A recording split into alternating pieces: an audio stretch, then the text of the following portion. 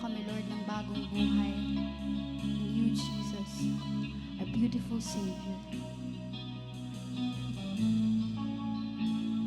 Continue to worship you, God.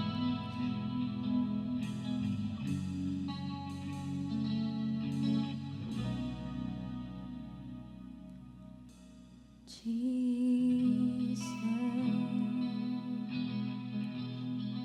beautiful Savior, God of all majesty, risen King,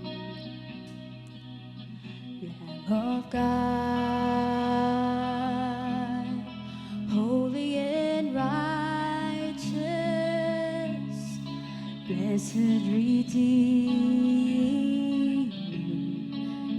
moving star. All the heavens shout your praise. All creation bows to worship you.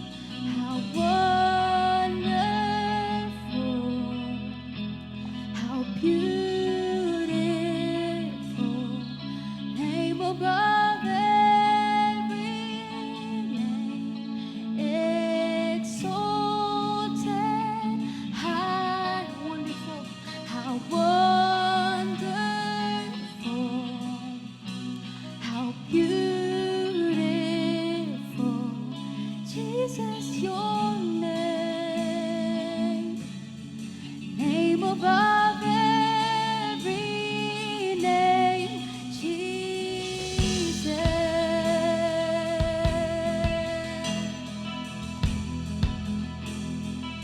Sing Jesus, Jesus, beautiful Savior, God of all majesty, risen King,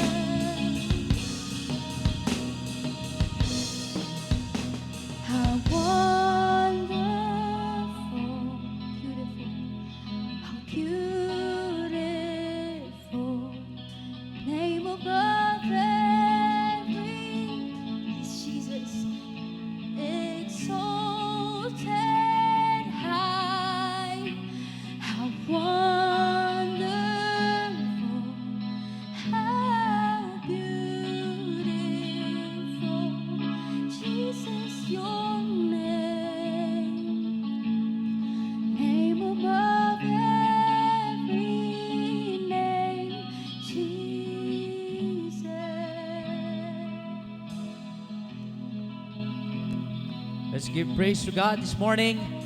Lord Jesus, you deserve all, worthy all praises. Lord, we stand today. We stand today, Lord, in awe. Sobrang ganda at sobrang lawak, sobrang tindi, Lord, ng pagmamahal mo sa amin. You are that gracious. You are that powerful and sovereign. And sometimes we ask, Lord, sino ba kami, Lord, to have this privilege of worshiping? Yet, because of the relationship that you initiated, we also stand here with confidence, Lord God, knowing that you have loved us, and in response, we respond. We say, Jesus, we love you. Salamat, Panginoon. This we pray in Jesus' name. Amen and amen. Again, let's lift up the name of Jesus. And right at this moment, also included in that relationship are the next generation, the young people, the young generation.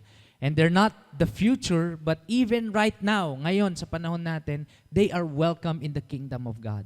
And so if there's a child or children, you brought your children here, let us extend our hands to them as we pray for them and send them to Kids Church. So let's pray. Lord, we thank you for entrusting to us the next generation. Salamat, Panginoon. And Lord, we pray that as they have their service, their kids service at Cinema 2, Lord, we pray that you meet them, reveal yourself to them, Lord God. And Lord, that you open their minds and hearts, Lord, to know you and love you more.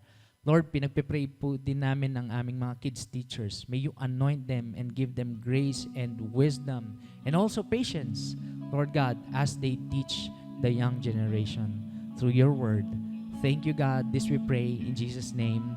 Amen and amen.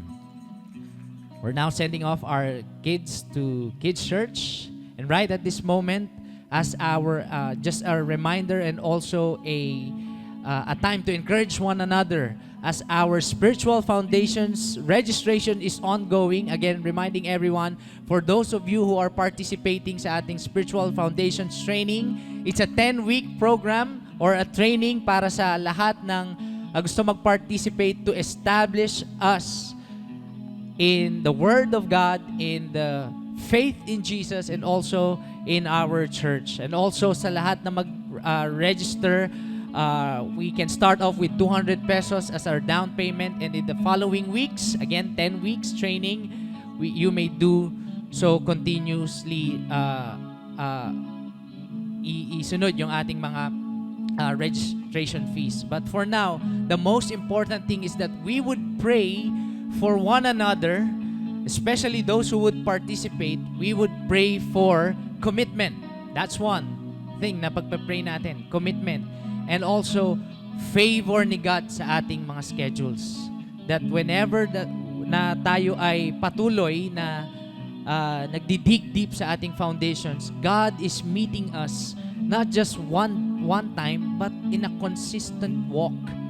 It's a journey of faith. So, grab a partner right now and we will pray again for commitment and favor on our schedules. Let's do that in 2 minutes. Let's pray.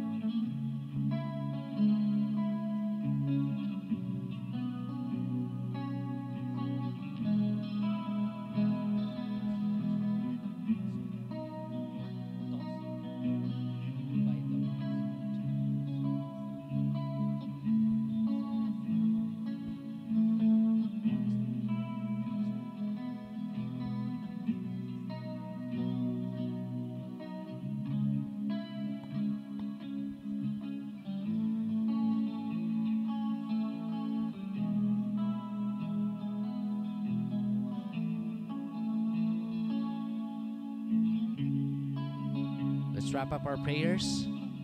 Again, our spiritual foundations will start in September 20. That's a Saturday, which is an empowered Life Day retreat. And the following Sundays, it's a training here in Fairview Terraces Cinema 5, and it continues every other Sunday. Training, 10 weeks, para tuloy-tuloy ang ating paglago sa Word of God. It's not a coincidence that our church is named Life in His Word. That we will come together, not alone, but we will come together, walk together, build together spiritual foundations for our life. Let's pray. Lord, pinagpe-pray po namin ngayon ang aming spiritual foundations. May you bless, Lord God, this training for all na mag-prepare, mag-organize, and most importantly, sa mga magpa-participate. Lord, we thank you for we get to do this in a context of spiritual family.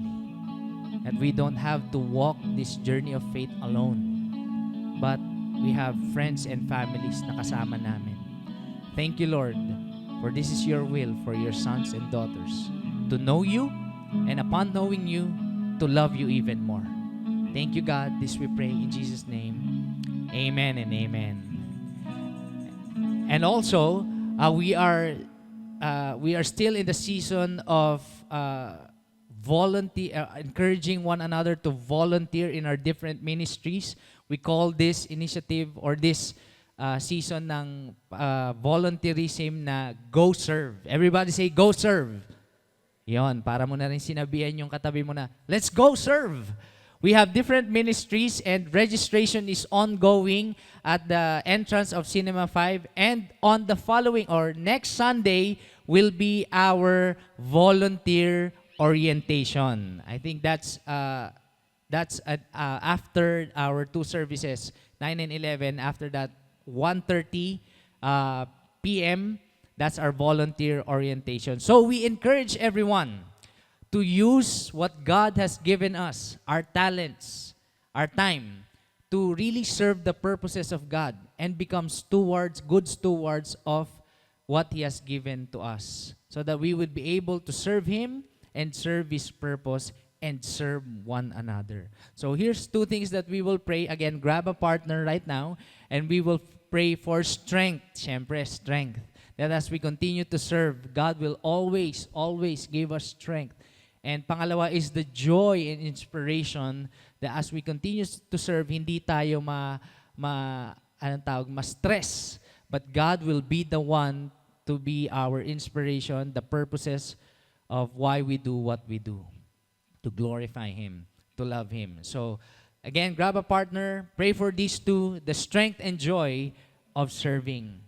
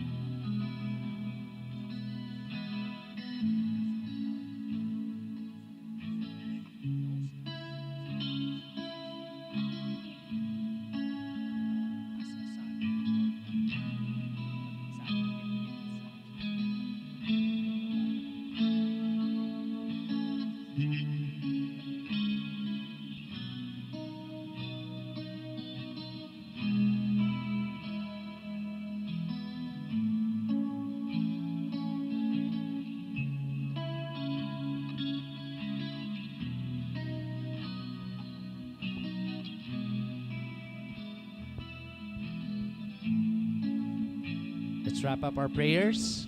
And who among you here, you're excited to serve? serve God through our different ministries and really use the talents God gave us. So let's pray. Lord, salamat po for this opportunity to serve. We thank you, Lord, because as sons and daughters, Lord, you want us to participate in your mission and what you are doing through this serving in the ministry. Lord, salamat kasi pwede ka naman pong pumili ng iba. Pwede ikaw na lang yung gumawa. Pero hinahayaan mo kaming sumali. Oh, how beautiful that love is. That may mga times kami pa yung makakagulo. But Lord, thank you. Because in that love, you want us to join you in your purposes, in your work, in your mission. Thank you so much. And Lord, we pray that many volunteers would really commit to serving you. This time, not for ourselves. Our talents is not just for ourselves. Our skills are not just for ourselves, but for you and for your purposes and for your people. In Jesus' name, amen, amen. As we continue our worship service, let me call on our campus director, Coach Sam, to exhort to us this time in sacrificial giving. Thank you, Pastor Jom. Good morning po, church. Good morning. Excited na po ba tayo na magbigay kay God? Alright, so let's worship God through sacrificial giving, and we may take our seats for now and babasahin natin yung word from Mark chapter 12 verses 41 to 44. Babasahin natin from Ang Salita ng Diyos version. Umupo si Jesus malapit sa lagayan ng mga kaloob doon sa templo at pinagmamasdan ang mga taong naghuhulog ng pera. Maraming mayayaman ang naghulog ng malalaking halaga. Lumapit din ang isang mahirap na byuda at naghulog ng 2 pirasong barya.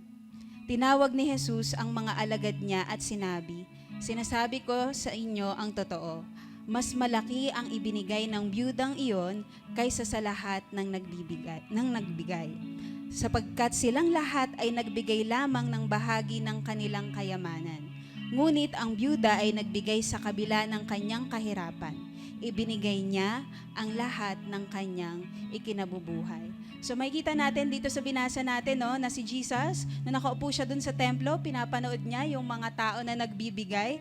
Nakita niya doon, iba't ibang klase ng tao na nagbibigay. May mayaman, at yung mayaman na nagbigay, no, nagbigay ng malaking halaga. Pero meron din isa doon, no, na nakakatch ng attention ni Jesus na isang balo.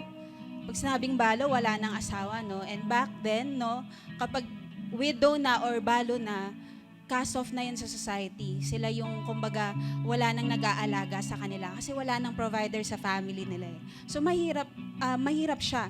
And naghulog siya na, pero despite doon sa kahirapan niya, naghulog siya ng 2 maliit na barya at yun yung lahat ng meron siya. Pero sinabi ni Jesus, no, na doon sa 2 klase ng tao na nagbigay, na mas marami pa daw na ibinigay yung balo kaysa doon sa mayaman kasi ibinigay niya yung lahat. Nagbigay siya mula sa, yung mga tao, yung mga mayaman, nagbigay sila mula sa sobra nila, pero yung balo, ibinigay niya yung buong kabuhayan niya. So ano yung matututunan natin mula dito sa binasa natin? Na si God, na-appreciate niya, na-please siya, hindi dun sa size ng amount na ibinibigay natin, pero dun sa size ng sacrifice. No? Na yung sacrificial giving natin, it's an act of faith, saying na, Lord, pinagkakatiwalaan kita. Pwede ba nating sabihin yun? Lord, pinagkakatiwalaan kita. Lord, pinagkakatiwalaan kita, higit pa sa resources ko, higit pa sa kung ano yung kinikita ko, sa negosyo ko, or sa baon ko. Lord, pinagkakatiwalaan kita, higit sa kung ano yung meron ako. Kasi ikaw yung lahat-lahat sa akin. And bakit ba tayo, why do we sacrificially give? Nakatulad nitong balo na ito, no, that she trusted God with her whole life. We also trust na si God, no, we can entrust to Him our whole life. And that whenever we give, every amount that we give, it builds the kingdom of God. Na maraming tao yung nakakarinig ng gospel, natatransform yung buhay nila, na-reach out yung iba-ibang campuses, communities, nabibless yung city, nag-a-advance yung kingdom ni God. And so, that's how the Lord blesses us, church. That's how the Lord is so good and faithful to all of us. Ano man yung sitwasyon natin sa buhay, nakaka-relate man tayo dun sa balo na yun, sa mayaman na yun, no? Nakikita ng Panginoon yung puso ng bawat isa sa atin.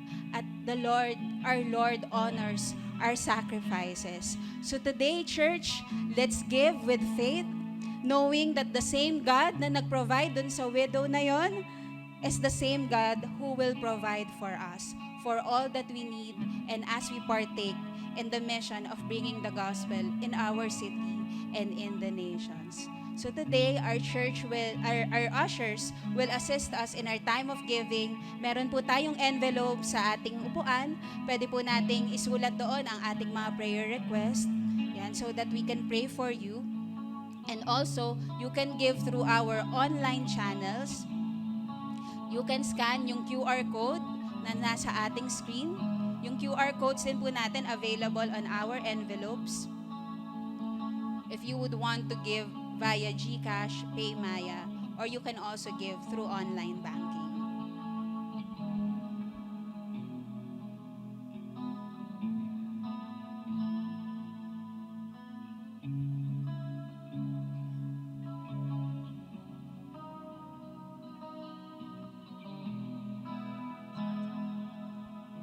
Once again, we invite everyone na tumayo at mag-worship ulit tayo kay God. Let's respond in worship kay God. Mag-pray tayo, Lord, maraming salamat, Panginoon. Salamat, God, dahil napakabuti mo sa aming lahat. Salamat, God, kasi niremind mo kami through your word na yung offering ng widow na yon, Lord, you value her faith. And you also value, God, our faith, our sacrifices, God. Lord, today we declare that we choose to trust you. We trust you, God, with all our lives. We trust you, God, with all of our resources. We trust you with everything that we have, God. And Lord, dalangin po namin, may you bless the works of everybody's hands here in this place. Bless every families represented in this place. Ano man, God, yung resources na meron sila, Panginoon. Bless each and every one of us, God. And Lord, dalangin namin that more than anything else in this world, Lord, we will trust you. We will offer our lives to you, God. Maraming salamat, Panginoon, for you are our beautiful Savior, our mighty God, who loves us so much, who loves us unconditionally. Maraming salamat, Panginoon. This we pray in the mighty name of Jesus. Everybody say, Amen and Amen. Let's worship God together. How wonderful, how beautiful, name above every name, exalted high. How wonderful, how beautiful,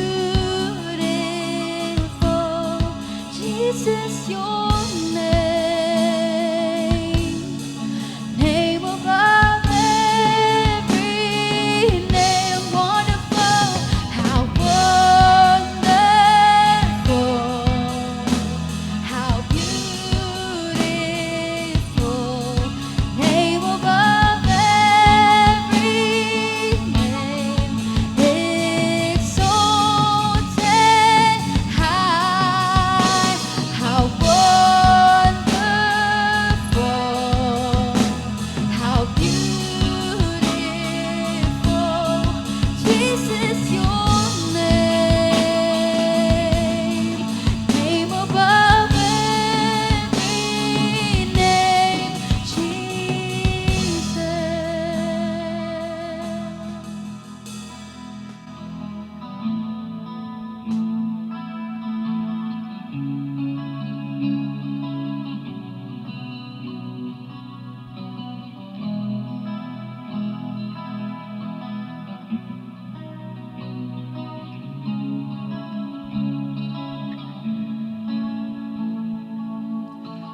Hebrews 8, verses 1 to 13. Now the point in what we are saying is this. We have such a high priest, one who is seated at the right hand of the throne of the majesty in heaven, a minister in the holy places, in the true tent that the Lord set up, not man. For every high priest is appointed to offer gifts and sacrifices. Thus it is necessary for this priest also to have something to offer. Now, if he were on earth, he would not be a priest at all, since there are priests who offer gifts according to the law. They serve a copy and shadow of the heavenly things. For when Moses was about to erect the tent, he was instructed by God, saying, "See that you make everything according to the pattern that was shown you on the mountain." But as it is, Christ has obtained the ministry that is much more excellent than the old, as the covenant he mediates is better, since it is enacted on better promises. For if the first covenant had been faultless, there would have been no occasion to look for a second. For he finds fault with them when he says, "Behold, the days are coming, declares the Lord, when I will establish a new covenant with the house of Israel and with the house of Judah, not like the covenant that I made with their fathers on the day when I took them by hand to bring them out of the land of Egypt. For they did not continue in my covenant, and so I showed no concern for them, declares the Lord. For this is the covenant that I will make with the house of Israel. After those days, declares the Lord, I will put my laws into their minds and write them on their hearts, and I will be their God, and they shall be my people. And they shall not teach each one to his neighbor and each one his brother, saying, Know the Lord, for they all shall know me, from the least of them to the greatest. For I will be merciful toward their iniquities, and I will remember their sins no more. In speaking of a new covenant, he makes the first one obsolete. And what is becoming obsolete and growing old is ready to vanish away. This is the word of the Lord. Let us pray together.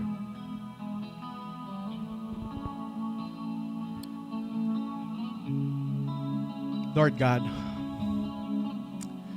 we come before you this morning and we acknowledge your presence.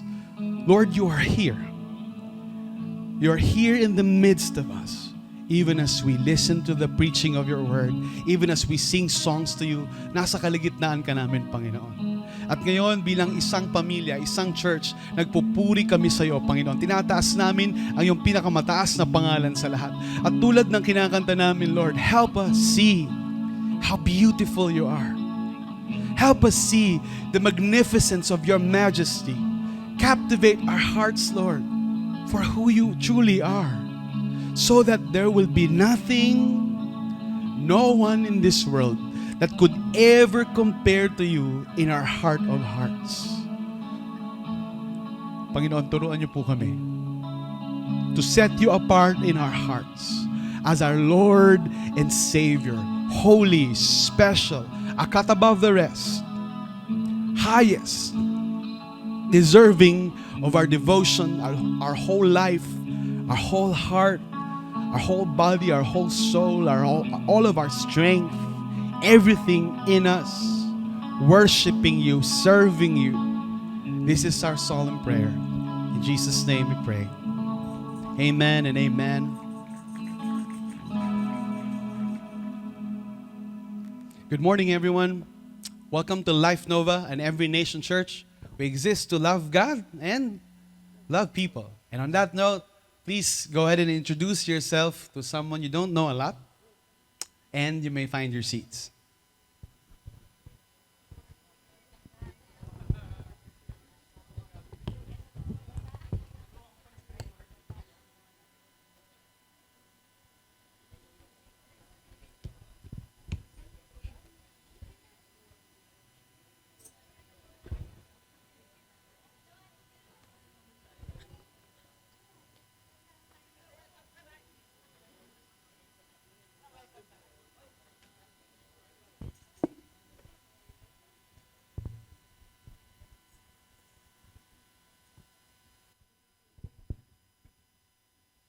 Once again, good morning. I'm Pastor Tim. I'm one of the pastors here. And I welcome you to Life Church, to Life Nova, here at Fairview Terraces, Cinema 5. We are already on our 8th stopover in our field trip through the book of Hebrews. And on the 8th week, sabi mo sa katabi mo, 4 weeks na lang. Grabe, we're gonna complete this 12 weeks, no? And in this 8th part of the series, we're gonna look at what makes the ministry of Jesus better. How many of you, nandito po kayo last week? A quick show of hands lang. Man, nandito last week. Last week we talked about, thank you. We talked about how Jesus was the better high priest. And then if you remember, the writer of Hebrews compared the priesthood of Jesus to the priesthood of the Jewish Judaism Levites.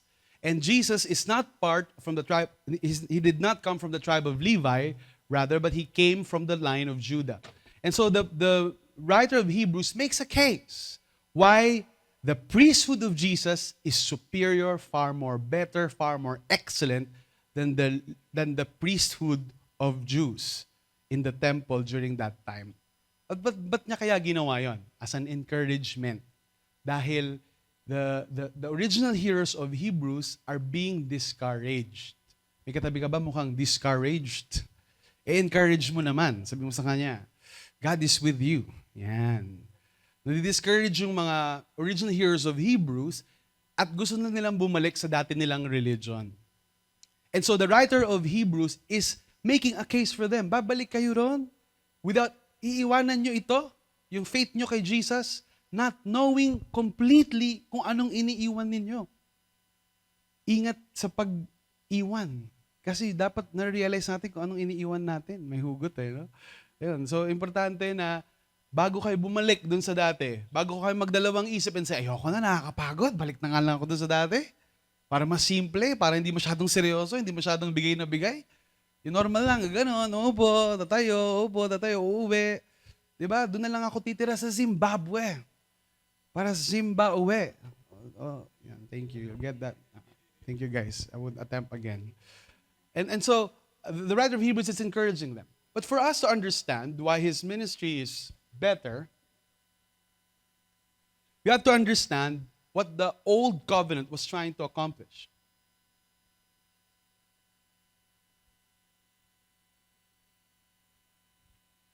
Yeah, where's it? Our tech guy. Hey, can you help us?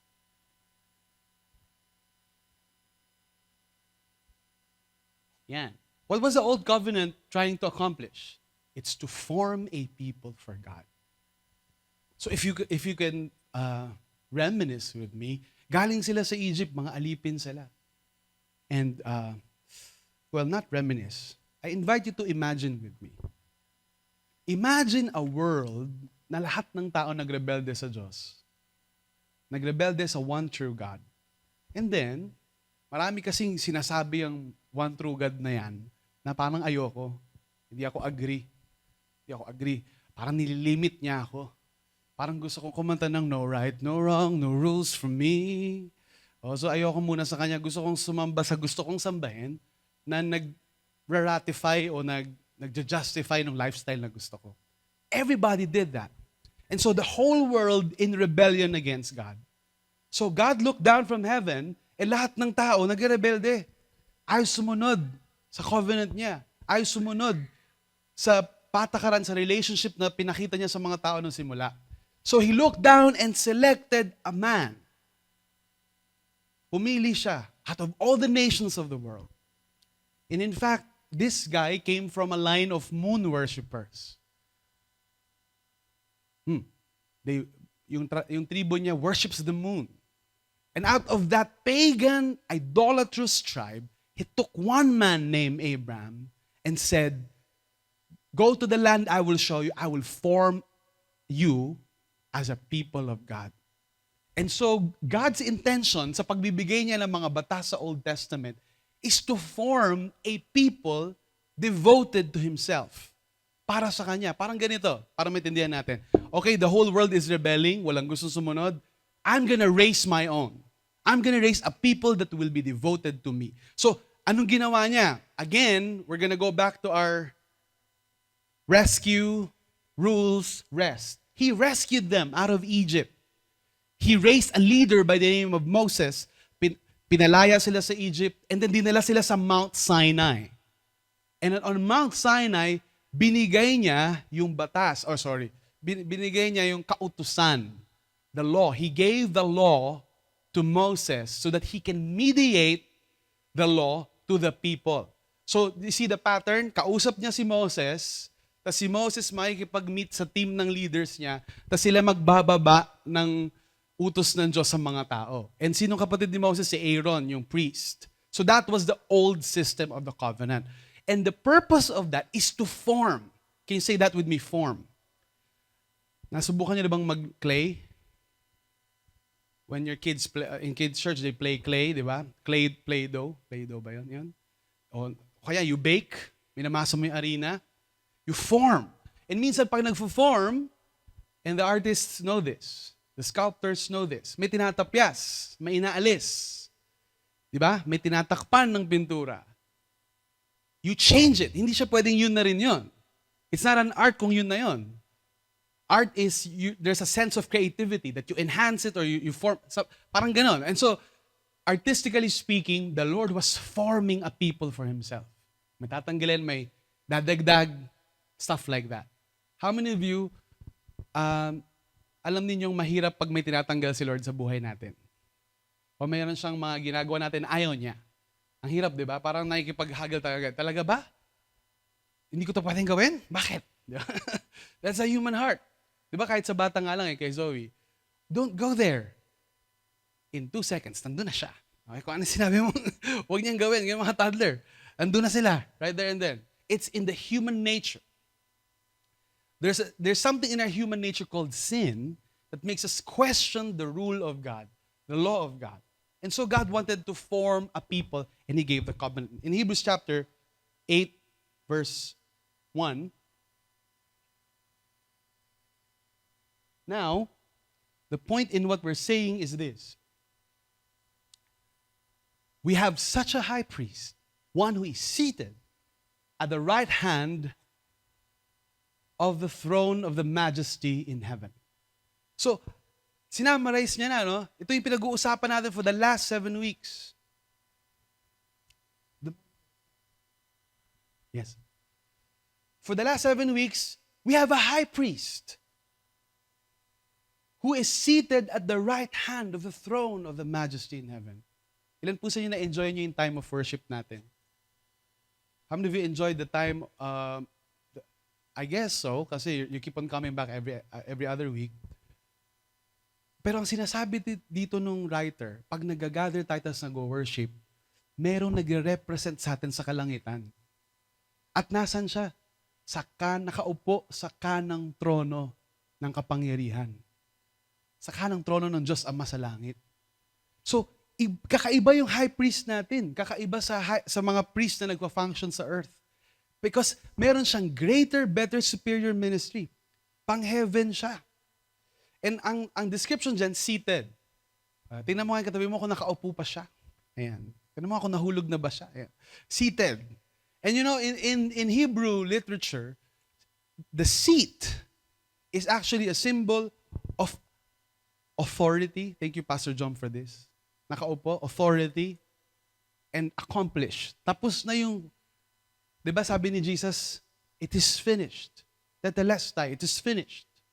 Nakaupo na siya. Kasi hindi niya na inuulit-ulit yung pagsakripisyo. It's only once and for all. He's now seated. He has accomplished our salvation. How many of you are grateful na tapos na yung salvation natin? Hindi na natin kailangan ulit-ulitin sa sarili natin, bayaran sa sarili natin. God has accomplished it. And in fact, a trivia is, walang upuan for the high priest. Walang upuan para sa high priest. Dahil ang trabaho niya ay hindi nagtatapos. Once a year, during Yom Kippur, a festival that they still celebrate to this day in Israel, the Day of Atonement, the high priest offers for the sin of all of Israel. Kaya lang, once a year lang pala yun, pastor eh. Kaya lang, he needs to offer for himself every day. Because the high priest is a sinner.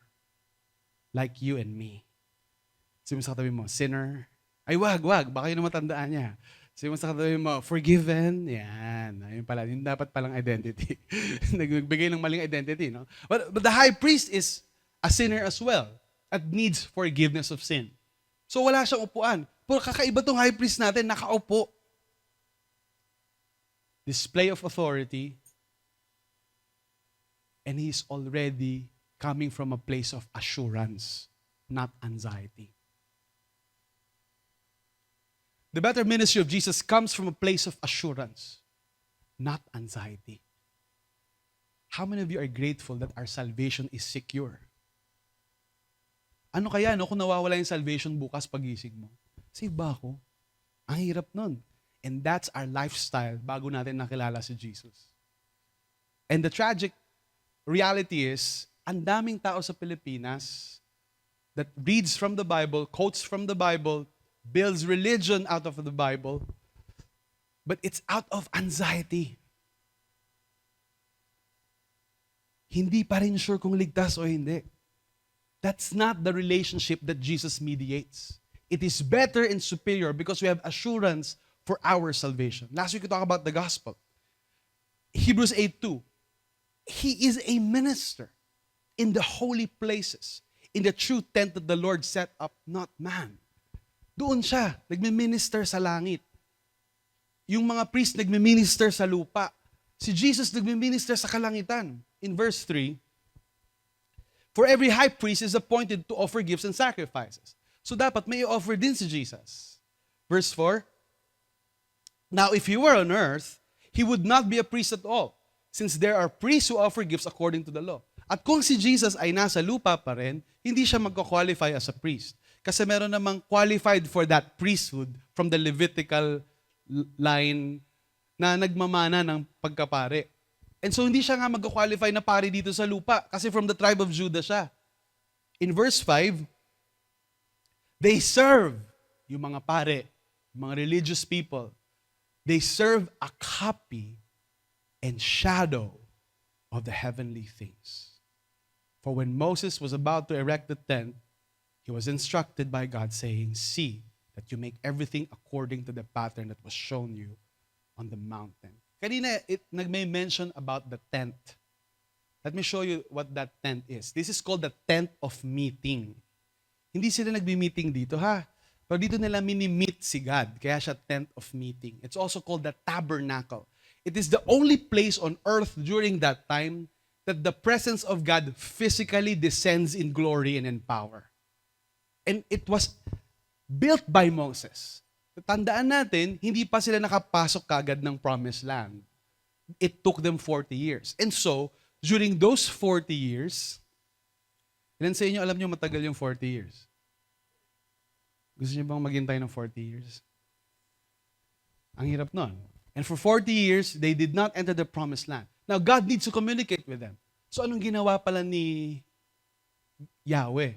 Sabi ni Yahweh, Moses, I'm gonna show you the courtroom, the throne room in heaven, and pattern the throne room on earth after the throne room in heaven.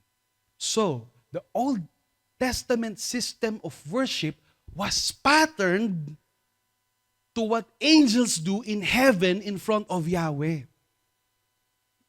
And the heavenly priest is none other than Jesus himself.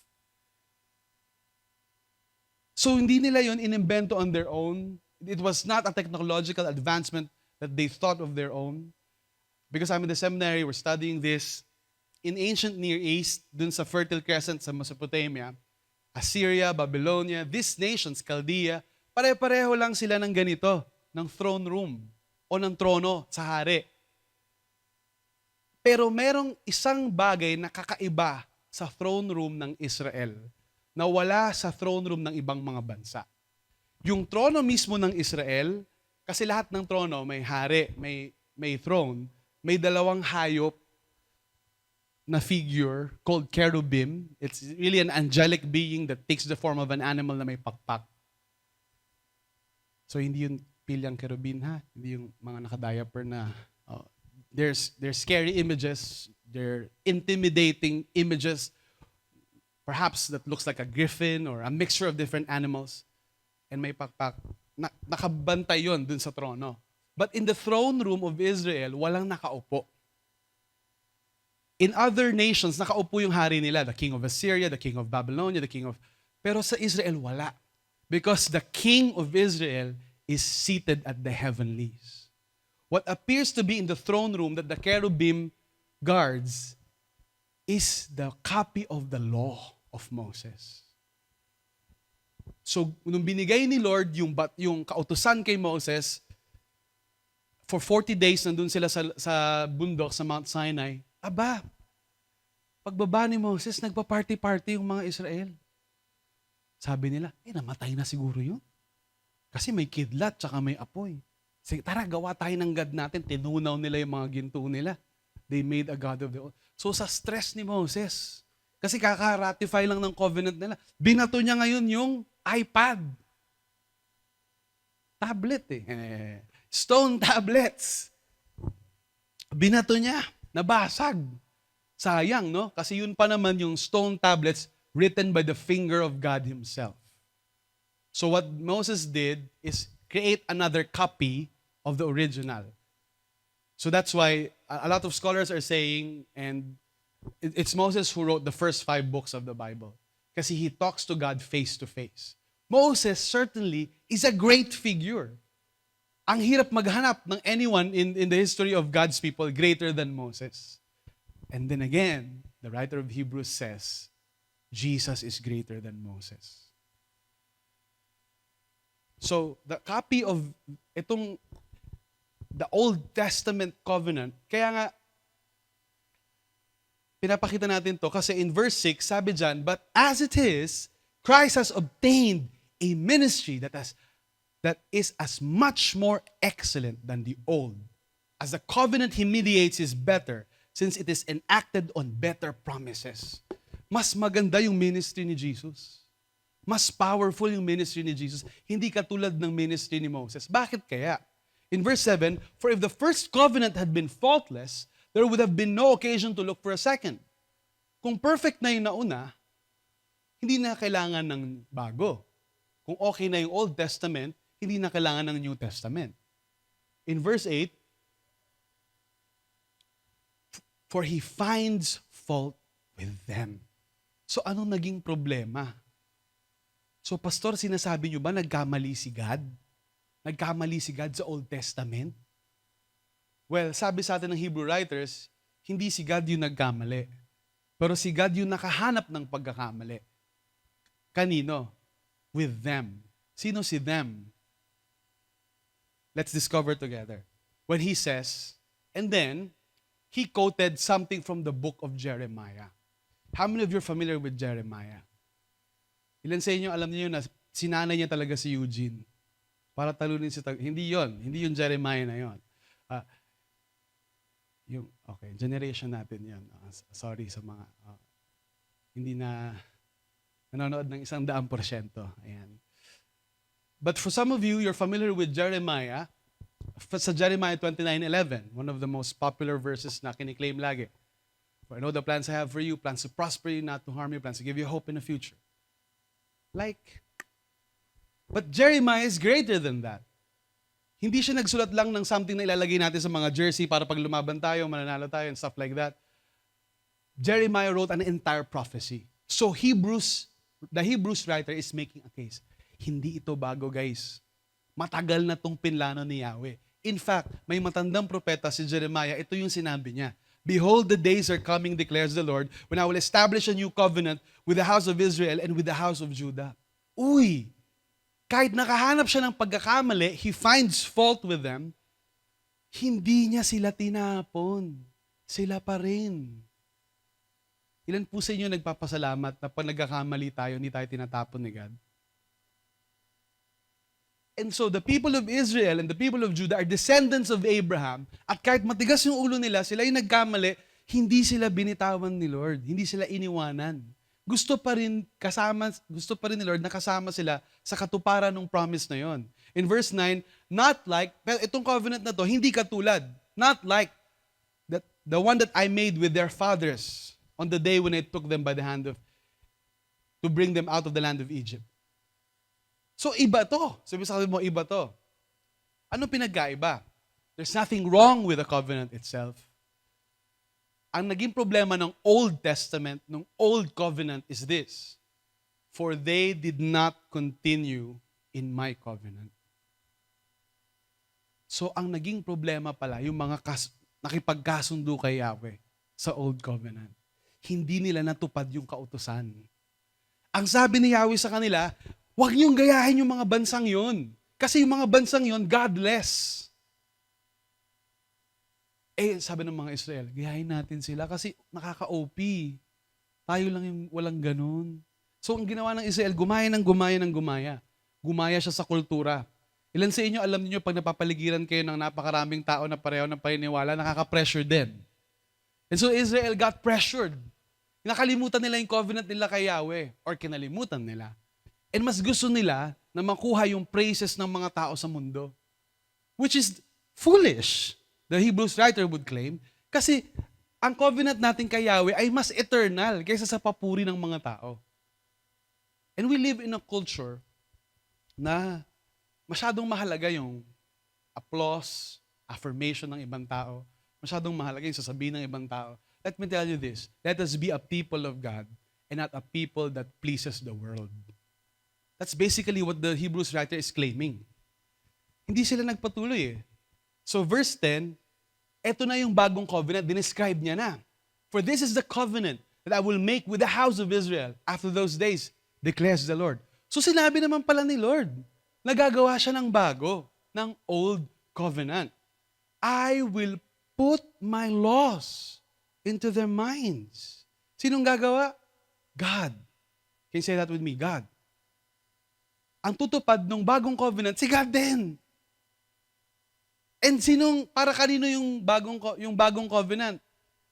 Sa house of Israel pa rin. Although na-expand na yung house of Israel, that includes the Gentiles like you and me, hindi sumusuko si God sa atin kahit matigas yung ulo natin. Gusto niya pa rin kasama tayo. I will put my laws into their minds and write them on their hearts, and I will be their God, and they shall be my people. I want you to take this in real slow. I will put my laws into their minds. Dati, nung kinodify yung law, nilagay sa stone tablets na nabasag. But in the new covenant, ang promise ni Yahweh, hindi ko na siya ilalagay sa bato. Di ba minsan pag nagpa-promise tayo, sinasabi natin, taga mo sa bato. Yun eh. Pero ito, ilalagay niya sa isip natin at sa puso natin. And the mind and the heart are the seat of all spiritual life. The innermost being. Yun talaga yung seat of our intelligence, of our emotions, of everything that we are. Doon ilalagay ni Lord. Doon niya isusulat. At anong magiging effect ng pagsulat niya, ng kautusan niya sa atin, sa isip at puso natin? I will be their God, and they shall be my people. These are possessive pronouns. Akin. Sila ay akin at ako ay sa kanila. Imagine the transcendent God, creator of the universe, tying himself to a specific people and saying, ako na limitless, pagmamay-ari na nila. That's how God related to us. And in the same way, these people who obey me, who I put my law in, will be mine. This is the mystery and the beauty of the new covenant, the New Testament. Now, I want you to understand the difference between the letter of the law and the heart of the law. Saan ba nag-fail yung Old Covenant?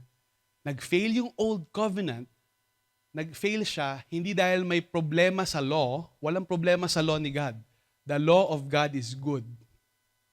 There's nothing wrong with the law of God. Ang problema yung mga tao.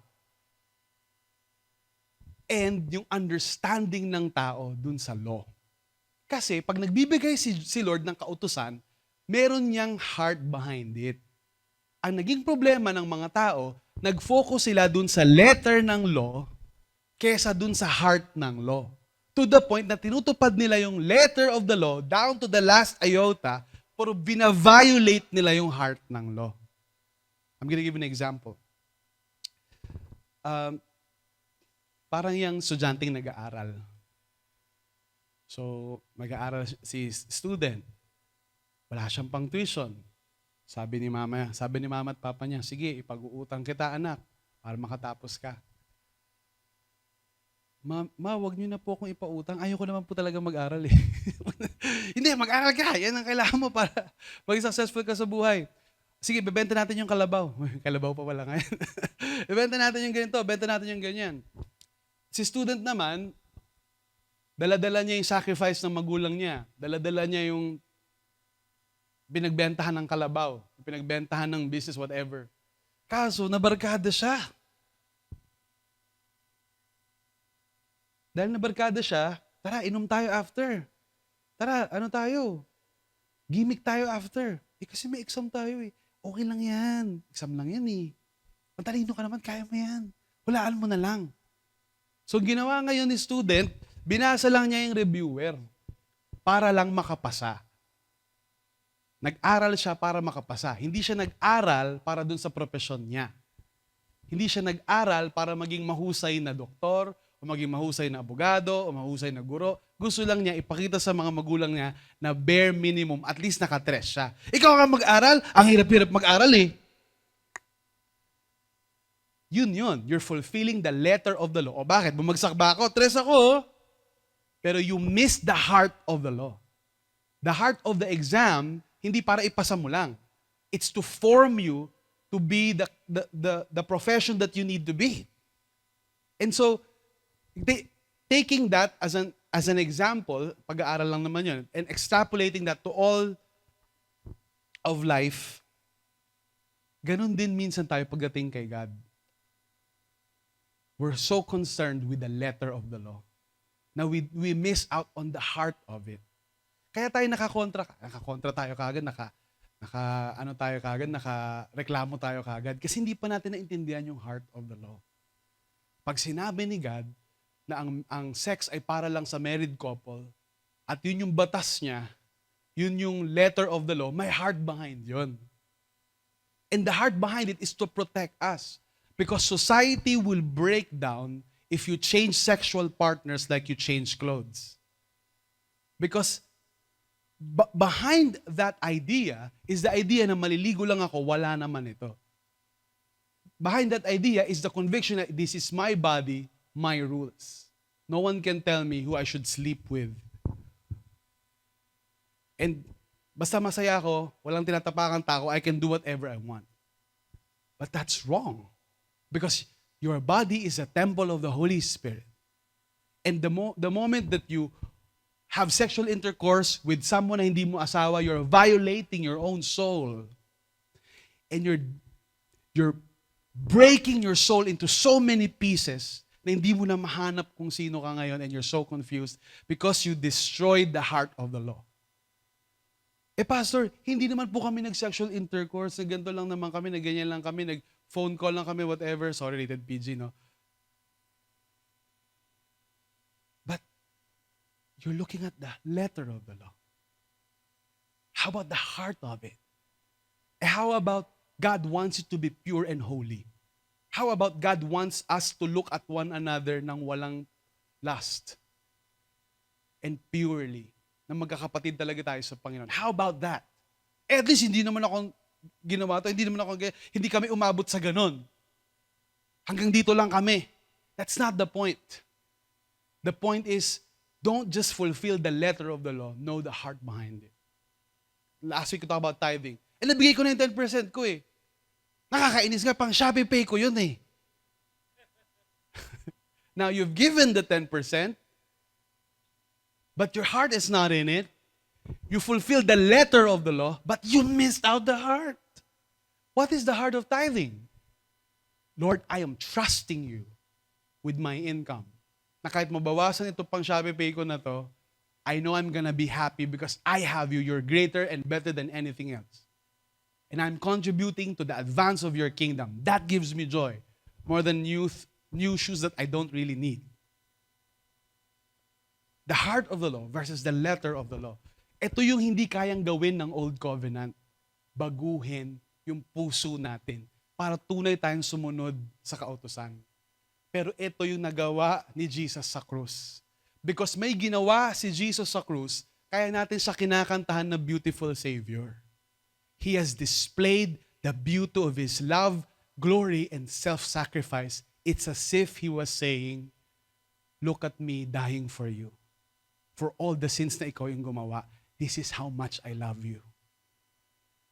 Anak, pwede mo bang lakaran yung kalooban ko? Para hindi mo na naman ikakasira yon. Kasi sinira mo na yung sarili mo noon eh. Ayaw na kitang masira. That's why I took all your punishment on the cross. And in His display of self-sacrificial love, He changed the human heart. The better ministry of Jesus enables obedience to God out of love, not out of fear. Ito yung kaibahan ng mga religion sa relationship kay God. Dami pa din yan sa Pilipinas. Gawin mo to, gawin mo to. Dapat ibigay mo to, dapat tuparin mo to, gawin mo to, pag nagawa mo to. Talking about, it's not about doing these things. Dahil natatakot kang parusahan. It's about looking at the love of God and saying, Lord, mahal mo pala ako. It's about getting intimate with the Creator. Lord, kaya mo pala pinagbabawal yun. Kaya mo pala ayaw yun. Kaya mo pala hindi kalooban yun. Kasi sisirain pala ako nun. Makakasira pala yun sa mga tao in the long run. Sorry Lord, mayabang kasi ako eh. Akala ko alam ko lahat. Akala ko sobrang talino ko. Na matanda na to, 2,000 years old, 3,000 years old na itong dokumento na ito, hindi na nang-apply sa akin. Sorry Lord, mahal mo pala ako. Your law protects me. Your commands give me life. Hebrews 8:11, and they shall not teach each one of his neighbor, each to his brother, saying, know the Lord. Wala na daw magsasabing, hoy, know the Lord. Hoy, know the Lord. Kasi, the reason they're saying that, kasi back in the day, in the Old Testament, binubuhos lang ng Lord yung Espiritu niya, we call that anointing, binubuhos lang niya yung anointing niya sa mga select individuals to accomplish a specific purpose. Pupunta kay Samson para matalo ni Samson yung mga kaaway. Magsisin si Samson, aalis ulit. Pupunta kay David, i-inspire siya to write the psalm. Nagsin si David, aalis ulit. Back in the day, in the Old Covenant, the Spirit of God is imparted to do specific tasks for a temporary time and then mawawala. Pero anong sabi? I will put my law into their hearts and minds. How can God do that? Well, we have to ask, who is the author of the law? And if your answer is Moses, then very good din kayo. Kasi si Moses ngayon nagsulat ng first 5 books. Pero ultimately, it's the Holy Spirit inspiring Moses to write the law. So who's the author of the law? The Holy Spirit. The Spirit of God is the author of the Old Testament law. So anong ibig sabihin ng ilalagay niya yung law niya sa hearts and minds natin? Ibig sabihin nun, ilalagay niya yung Holy Spirit niya sa bawat naninimpalataya sa Kanya. Hindi na kay pastor lang. Pastor, pag-pray mo ko. Pag ikaw nagpipray, sila pa napakinggan ni Lord. Sana nga, no? Kasi pag ako nagpipray, parang kulang. The Lord imparts His Spirit to all, from the least of them to the greatest. This is incredibly intimate and inclusive. Hindi ibig sabihin na bawal na magturo sa isa't isa. Ang sinasabi dyan, hindi mo na sasabihin, kilalanin mo si God kasi mas kilala ko siya kaysa sa'yo. Mas may anointing ako kaysa sa'yo. Hindi na siya ganun. He puts kaya nga, in the New Testament, we don't have priests. But meron tayong priesthood of all believers. All of us can be an in-between. Pwede na tayo maging tagapamagitan ng mga tao sa Diyos because we have the ultimate high priest, which is Jesus. This is a quote by R.T. Kendall sa libro niyang Holy Fire. The reason for the connection between the ungrieved spirit and the Bible is easily explained. The Holy Spirit wrote the Bible. It is His Word. If you want to know His Word, get on good terms with Him. He knows His own Word inside and out, backward and forward. When He indwells in you, ungrieved, He makes His Word come alive to you. Pastor, paano po babasahin tong Bible na to na naintindihan ko? Kasi the moment na binasa ko siya, tama po kayo eh. Naalala ko po yung preaching nyo na rest. Nakakatulog po ako. Pagbukas ko pala nasa unang talata pa lang, tulog na po ako. Nakapagbigay talaga siya ng peace and rest.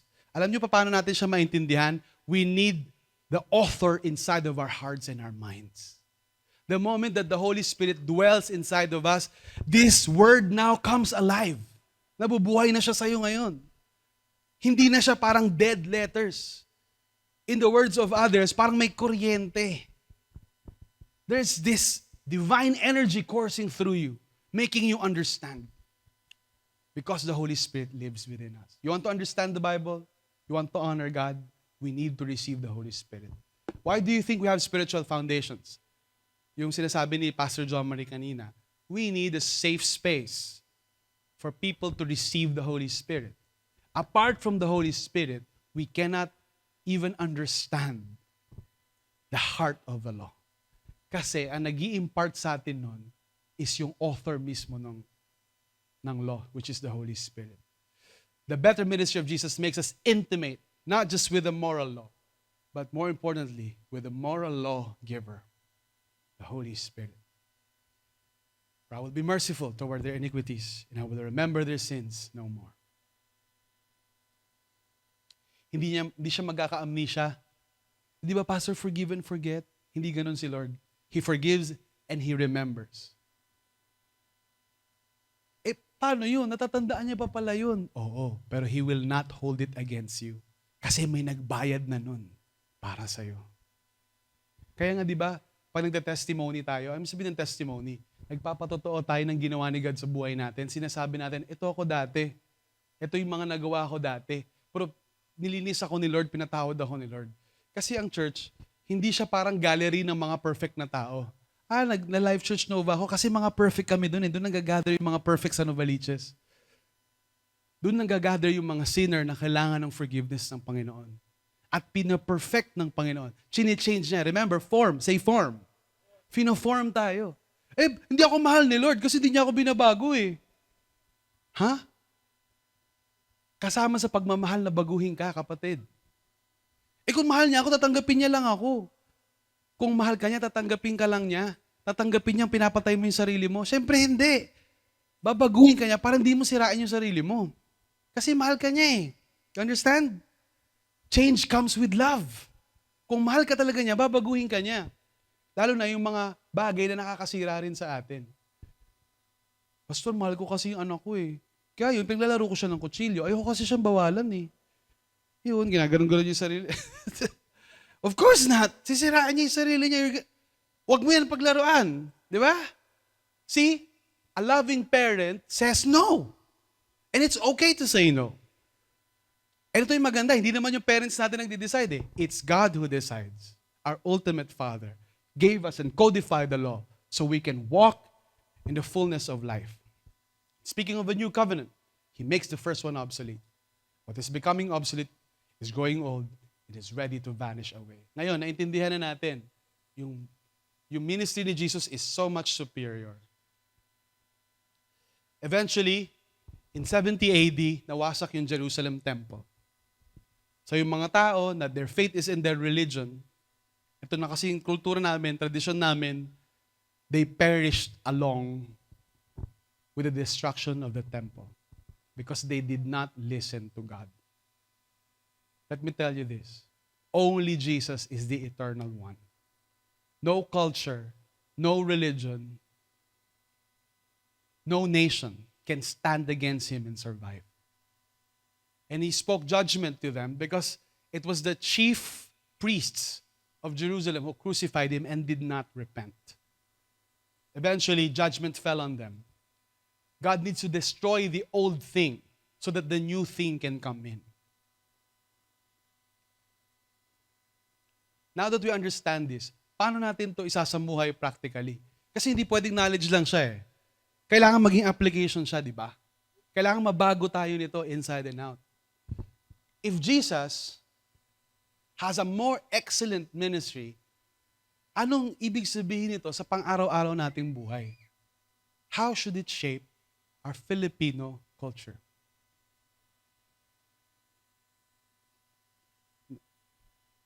May mga urban legends tungkol sa Filipino culture that still persist today. Narinig nyo na ba to? Urban legends. Ano bang tamang term? Anyway.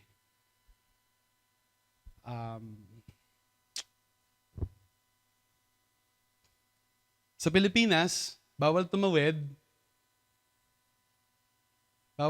Bawal tumawid sa hindi tawiran, tatawid o hindi.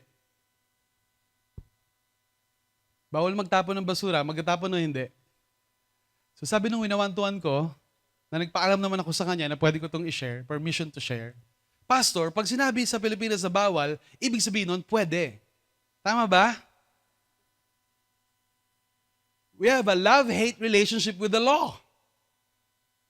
So pag yung mga leaders natin nag-corrupt, galit na galit tayo. And dapat lang ha, hindi naman maganda yung pagkukorrupt talaga. Pero pagdating sa sarili nating buhay, kurakot din tayo. It's a culture. Nakita niyo ba yung video na may programa yung government na tupad eh, which helps a lot. Maganda naman kung nakakatulong talaga. Nakita niyo ba yung video na bago sila magtupad, magkakalat muna sila ng basura, tapon nila yung mga basura. Tapos, saka sila magwawas, nagtupad na ako, meron na ako magkaayuda. See, that's fulfilling the letter of the law, but missing out on the heart. That's why it's ineffective. Kasi ang religion, binabago lang niya, government, binabago lang niya panglabas. Hindi na, bulok pa din yung puso. Kailangan natin ng mas malalim kaysa sa kautusan na babago sa atin. Kailangan makakita tayo ng example ng selflessness, ng obedience sa Father. That's why Jesus demonstrated it for us. So how should this reality shape our Filipino culture? Gusto natin magbago yung bansa natin? Kailangan magbago muna yung church. Kailangan may example. For corruption to end in our nation, it should stop within the church. So, huwag na tayo mag-uwi ng paper clips mula sa office.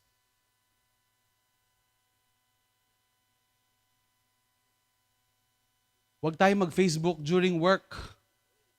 Because that's stealing. If we want change to happen in our nation, we begin by looking at the superior ministry of Jesus and saying, yung high priest namin nandun sa heavenlies, he's far more excellent, but kami ganito. It should translate to our everyday life. How should we look at our Filipino culture? How should this shape us in raising our family?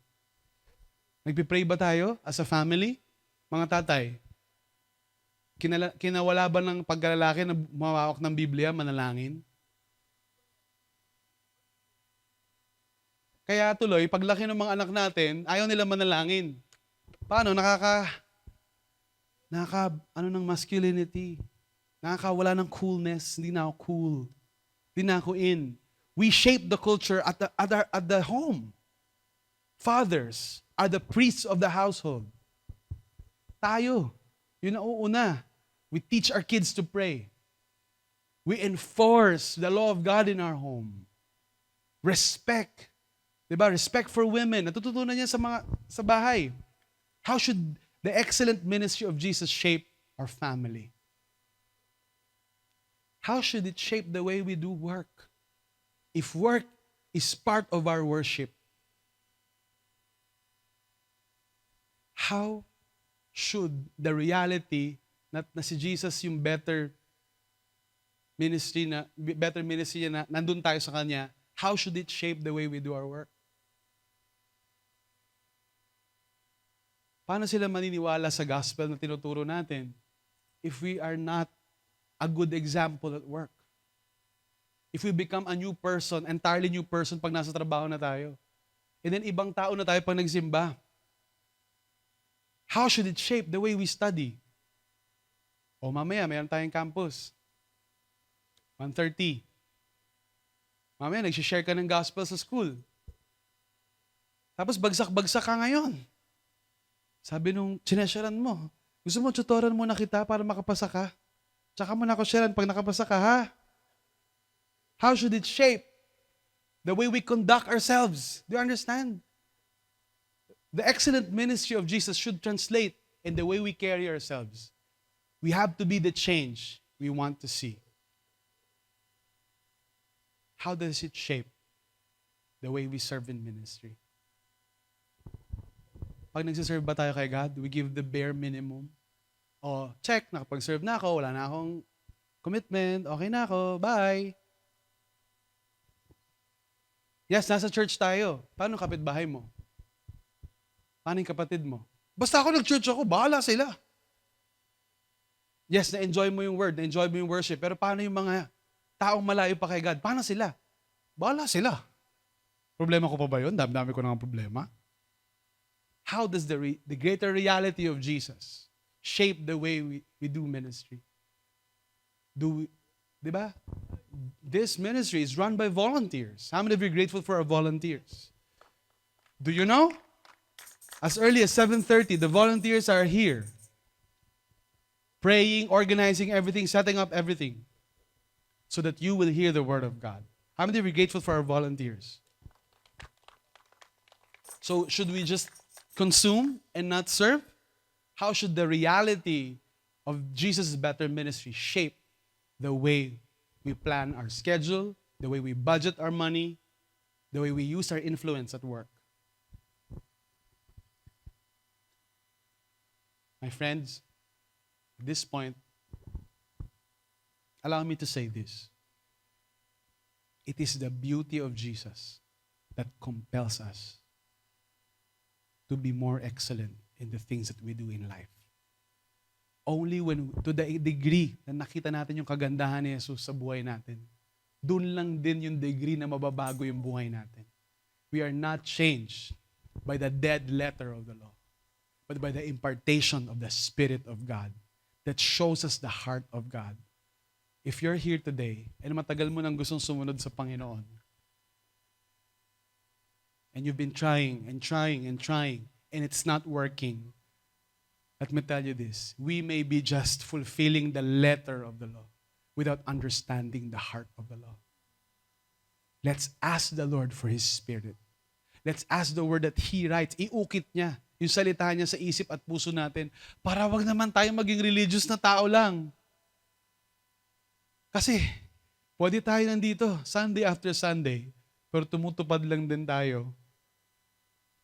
Hindi naman tayo nababago if we don't have the Spirit of God inside of our hearts. Ungrieved. We can grieve the Holy Spirit when we say we follow Jesus and we live in a sinful lifestyle. Dapat may repentance yun. Hindi ibig sabihin na kailangan perfect tayo, pero kailangan may pagtalikod tayo sa mga masasamang ginagawa natin. Hindi pwedeng i-tolerate ni Lord yung evil natin. Kasi makaka-destroy yung evil natin sa atin. Kaya nga tinatawag niyang evil yun eh. Remember, Jesus is seated at the right hand of the power in heaven. He is unfazed by the elite academia saying, atheist kami, we don't believe in you. He doesn't care about meaningless insults like that. He is reigning in power and in glory. That will not harm Him. Whether maniwala tayo o hindi, nakaupo na siya sa trono. And He is the one mediating the salvation of the world. God became man in Jesus Christ. Lived the life that we should have lived. Died the death we should have died.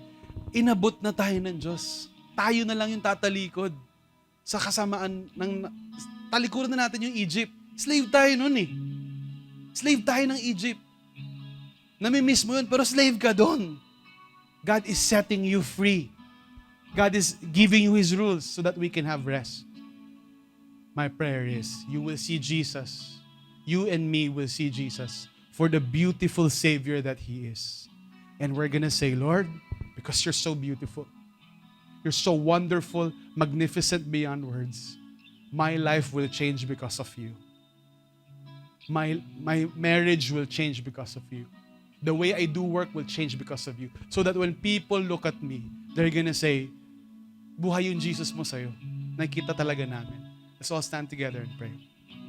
Lord God, nandito po kami ngayon as one church, as one family, asking you, would you show us your beauty?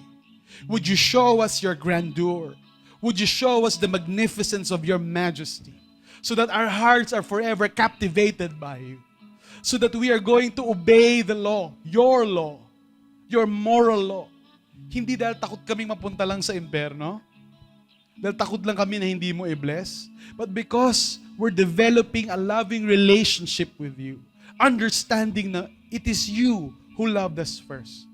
Teach us how to love you, Lord, with all of our hearts, so that our worship and our praise are not empty words, not lip service, but true devotion and true worship that rises as an aroma of worship to your throne in heaven.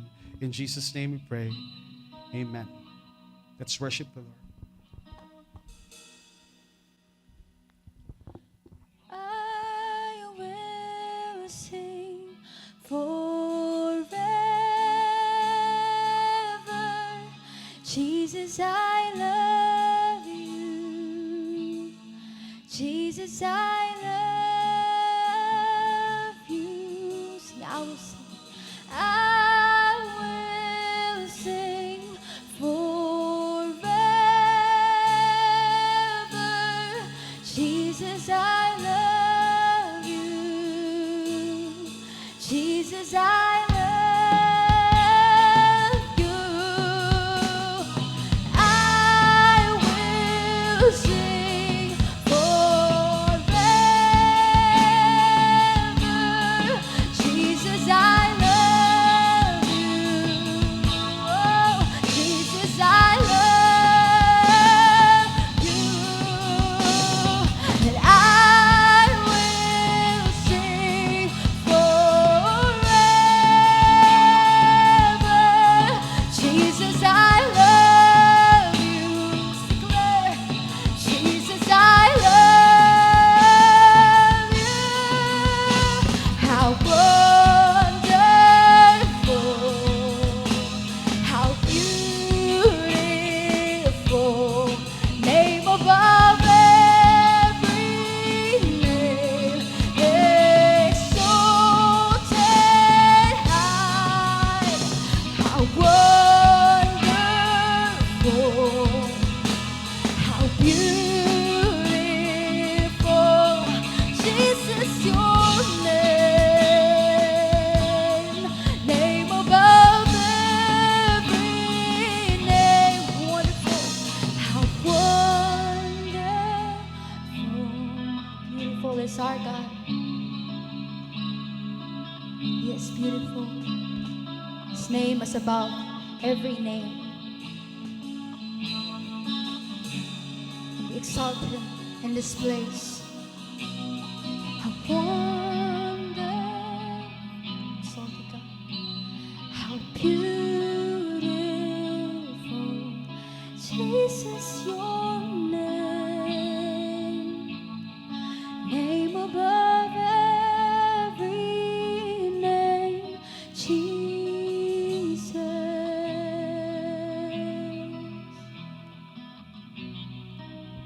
Palakpakan natin si Lord. Thank you, Jesus. Thank you, Lord Jesus, our beautiful Savior. It is true indeed that Jesus came with more excellent ministry for us to have life and have it abundantly. Let's all pray as we end.